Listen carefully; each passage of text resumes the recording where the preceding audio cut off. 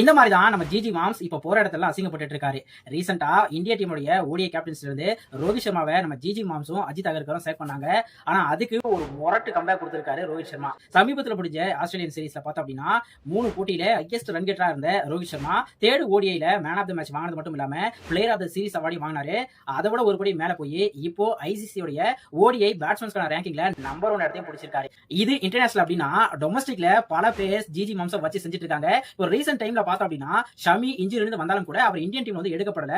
So அதுக்கு வந்து அஜித் அகர்கர்லாம் சொல்லியிருந்தாரு அவர் ஃபிட்னஸ் வந்து ப்ரூவ் பண்ணி காட்டட்டும், அதுக்கப்புறம் பார்க்கலாம் அப்படிங்கிற மாதிரி. ஆனா இப்போ ரஞ்சி டிராஃபில முதல் 2 போட்டியில 15 விக்கெட் எடுத்து ஒரு பயங்கரமான பல்பு கொடுத்துட்டாரு முகமது ஷமி. அதே மாதிரி சமீபத்துல இந்தியன் டீம்ல இருந்து கழட்டி விடப்பட்ட கருண் ஆயிரம் ஒரு சூப்பரான பெர்ஃபார்மன்ஸ் கொடுத்திருக்காரு. ஜிஜி மாம் சங்கோவால இந்திய டீம்ல வந்து புறக்கணிக்கப்படக்கூடிய ருத்ராஜ் கெய்க்வாட், பிருத்திவி ஷா மாதிரி நாட்களும் இப்போ இந்த ரஞ்சி டிராஃபி சீசன்ல சூப்பரான பெர்ஃபார்மன்ஸ் கொடுத்துட்டு இருக்காங்க. அது மட்டும் இல்லாம ஆஸ்திரேலியாக்கு எதிரான ஓடிஐ சீரீஸ்ல ஹர்ஷித் ராணாக்கு வந்து சான்ஸ் கொடுத்தது ஒரு மிகப்பெரிய ஒரு டிபேட்டா மாறிச்சு.